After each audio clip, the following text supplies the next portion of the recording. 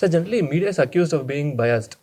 ఏదైనా ఒక న్యూస్ ఒక ఛానల్లో చూస్తే వాళ్ళకి పాజిటివ్ ఉంటుంది, ఇంకో ఛానల్లో చూస్తే నెగిటివ్ ఉంటుంది. సో అన్బయాస్డ్ న్యూస్ అనేది ఉందంటారు ఇప్పుడు అసలు? అంటే అసలు అన్బయాస్డ్ అనే కంటే ఉత్తమ జర్నలిజం ఉందా లేదా అని అడగండి. ఓకే. ఎందుకంటే బయాస్డ్ అన్బయాస్డ్ అంటే కొన్ని రకాలు ఉంటాయి.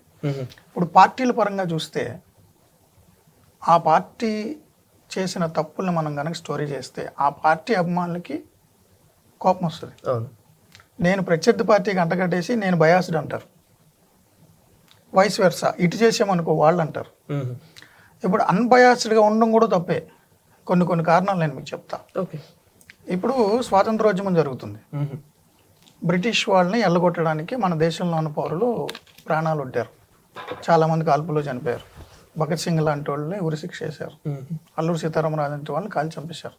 సో ఈ మట్టి మీద నాకు స్వాతంత్రం కావాలని పోరాడుతున్న సమయంలో జర్నలిస్టులు, పత్రికలైనా ఏవైనా ఇక్కడ ఉద్యమం చేస్తున్న వాళ్ళకి పూర్తి మద్దతు ఇచ్చి బ్రిటిష్ వాడిని దోపిడీదారుగానే రాస్తాం.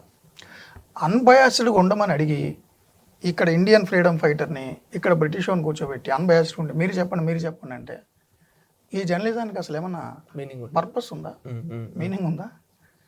ఇప్పుడు బ్రిటిష్ యాంగిల్లో చూడండి, నేను బయాస్డ్ కదా. ఇండియన్ యాంగిల్లో చూడండి, నేను దేశభక్తుని కదా. సో మీరు చూసే దృక్కోణాన్ని బట్టి కూడా ఉంటుంది.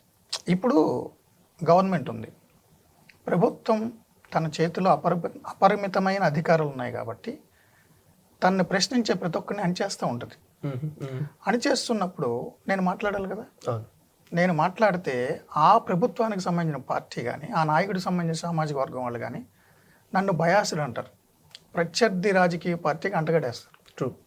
సో వాళ్ళు అలా అంటగడతారు కాబట్టి నేను ఇతన్ని కూర్చోబెట్టి మీరు చెప్పండి అంటే అణిచివేతకు గురవుతున్న వాడికి, అణిచివేస్తున్న వాడికి నేను ఈక్వల్ ప్రయారిటీ ఇచ్చానంటే నన్ను బయాస్డ్ అంటారని ఇక నా జర్నలిజం మీనింగ్ ఏముంది? అండ్ పర్సెప్షన్ కూడా ఉంటుంది.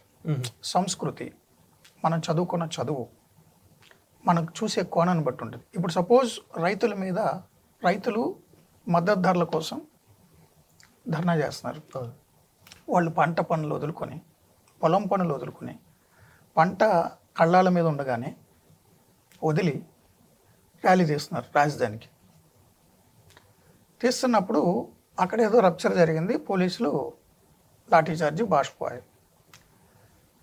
ఇప్పుడు ఒక జర్నలిస్టు రైతు కష్టం తెలిసి అతను మద్దతు ధర కోసం అతను పడుతున్న ఆందోళన ఇంటెన్సిటీ తెలిసి రాసే వార్త ఎలా ఉంటుందంటే మద్దతు ధర కోసం పోరాడుతున్న రైతులపై పోలీసులు లాఠీచార్జ్ అని ఉంటుంది.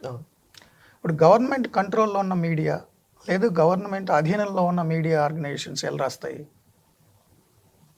పోలీసులపై ఆందోళనకారులు దాడి. మీ భాష ప్రయోగం కూడా మీకు అనుగుణంగా ఉండేలా రాస్తారు. ఓకే. సో ఇప్పుడు అది ఎవడు బయాస్డ్ ఎవడు కాదు.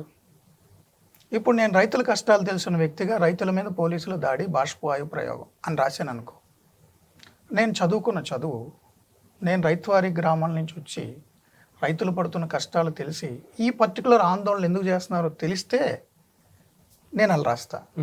కానీ గవర్నమెంట్ బయాస్డ్ ఆర్గనైజేషన్స్ కానీ ప్రభుత్వం తరపు వాళ్ళు కానీ నన్ను ఏమంటారు? నేను బయాస్డ్ అంటారు, యాంటీ ఎస్టాబ్లిష్మెంట్ అంటారు, ఈ ప్రభుత్వానికి ఎప్పుడు వ్యతిరేకంగానే రాస్తానంటారు. సో మీరు చూసే కోణాన్ని బట్టి అది బయాస్డా అన్బయాస్డా ఉంటుంది. పర్సెప్షన్ ఉంటుంది. సో దృక్కోణం ఉంటుంది, ఆ దృక్కోణాన్ని బట్టి ఉంటుంది. బట్ జర్నలిజానికి ఒక పర్పస్ ఉండాలి. బయాస్డ్ అన్బయాస్డ్ అంటే మీ ఉద్దేశంలో బ్రిటిష్ వాడిని, స్వాతంత్రోద్యమకారుని ఈక్వల్ ప్రయారిటీ ఇచ్చి కూర్చోబెట్టాలా? కాదు కదా. కాదు. నేను స్వాతంత్రోద్యమకారుడికే ప్రయారిటీ ఇస్తాను, నన్ను బయాస్డ్ అనుకున్నా పర్లేదు. సో నా ఇంటెన్షన్ ఏంటి చూడాలి అక్కడ. యా.